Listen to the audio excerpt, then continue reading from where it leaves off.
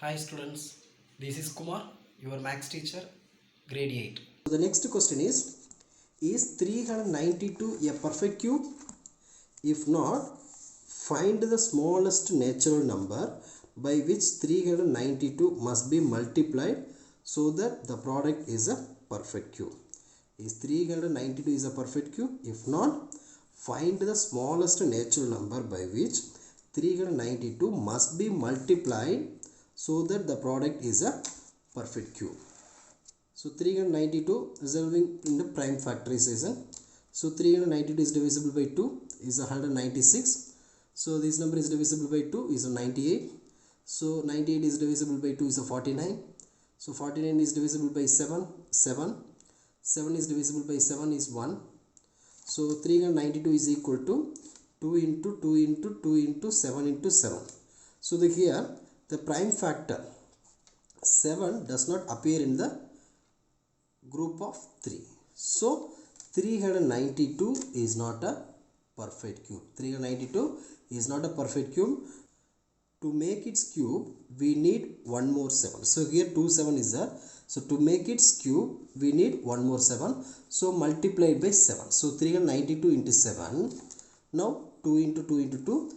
So 7 into 7 into 7. So which is a perfect cube. So therefore the required smallest natural number is 7. The fifth question is 1375 a perfect cube? If not, then by which smallest natural number should 1375 be divided so that the quotient is a perfect cube? Is 1375 a perfect cube? If not, then by which smallest natural number should 1375 be divided so that the quotient is a perfect cube? So the number is 1375 resolving into prime factorization.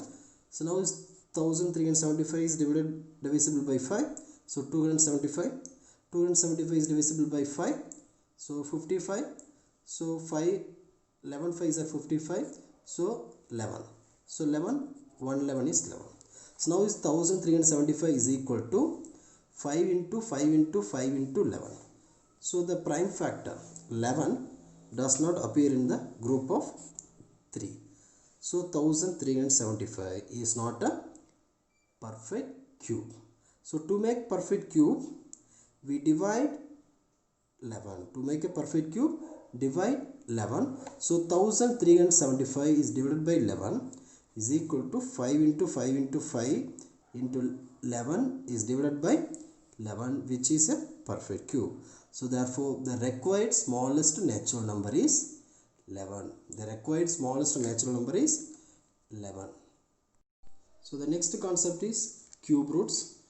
Finding cube root is the inverse operation of finding cube. Finding cube root is the inverse operation of finding cube. So cube root is denoted by cube root. So for example, 2 power 3 is equal to 8. So cube root of 8 is equal to 2. 3 power 3 is equal to 27. Then cube root of 27 is equal to 3. 5 power 3 is equal to 125. Then cube root of 125 is equal to 5. Now cube root of a negative number is negative. Cube root of a negative number is negative. That is cube root of minus a to the power 3 is equal to minus a.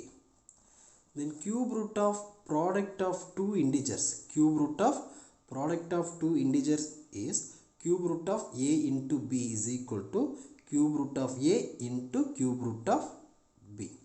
Then cube root of a rational number. Cube root of a divided by b is equal to cube root of a is divided by cube root of b. So here b is not equal to 0. To find a cube root, there are two methods there. So first one is prime factorization method. Then second one is grouping method. So first let us see the few examples of prime factorization method. So the first example is find the cube root of 1728. Find the cube root of 1728. So the first step is resolve the given number into prime factors. Resolve the given number in prime factors. Then form the groups of 3's of like factors. Form the groups of 3 as like factors. Then take out one factor from each group and multiply. So take out one factor from each group and multiply. So now first we find the prime, resolving a prime factor 1728. So this number is divisible by 2. So 864. 864 is divisible by 2 is a 432. Is divisible by 2 is 216. Then 216 is divisible by 2 is 108. So 108 is divisible by 2 is a 54. 54 is divisible by 2 is 27. 27 is divisible by 3 is 9. So 9 is divisible by 3 is 3. 3 is divisible by 1. So now 1728 is equal to 2 into 2 into 2 into 2 into 2 into 2 into 3 into 3 into 3. Now form the groups of 3's of like factors. Form the groups of 3's like factors. Now the next, take out one factor from each group. Take out one factor from each group and multiply. So root of 1728 is equal to 2 into 2 into 3.